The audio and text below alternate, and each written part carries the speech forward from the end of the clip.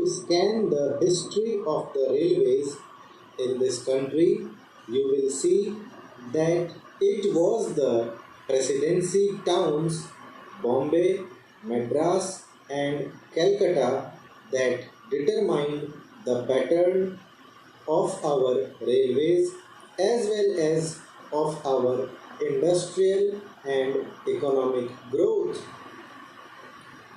The British, when they landed in this country, established trading centers called forts. In Madras, it was Fort St. George. In Calcutta, it was Fort St. Williams.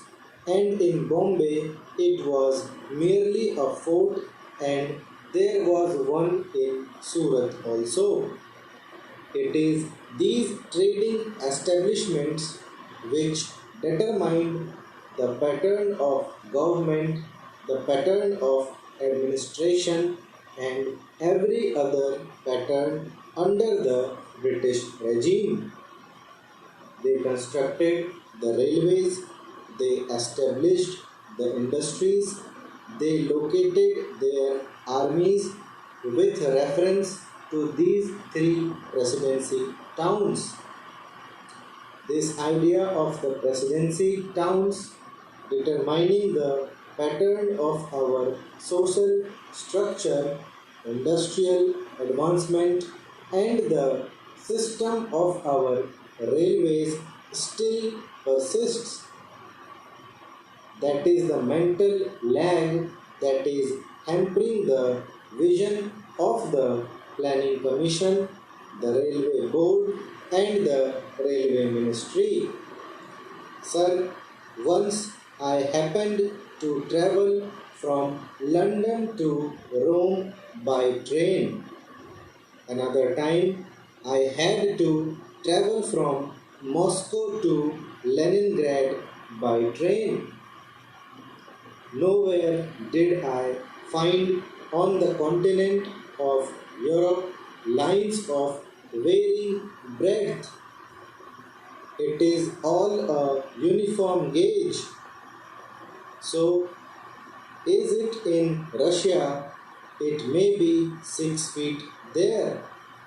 In America, in every industrially advanced country, you will find that the gauge is uniform.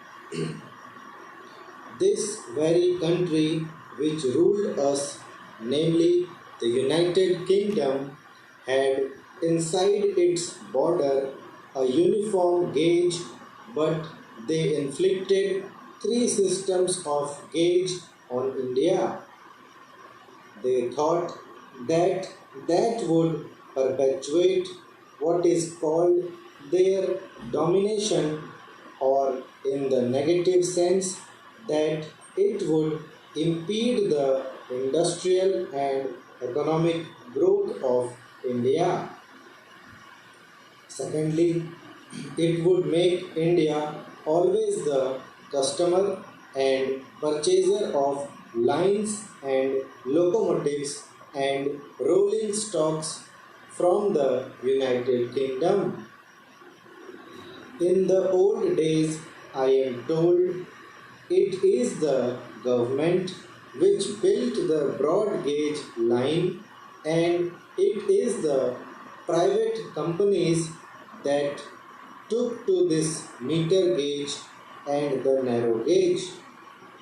Though they may not have had the distinction of private and public sector in view then, it now appears that what the so-called public sector then did has been good, and what the private sector then did has been to our disadvantage.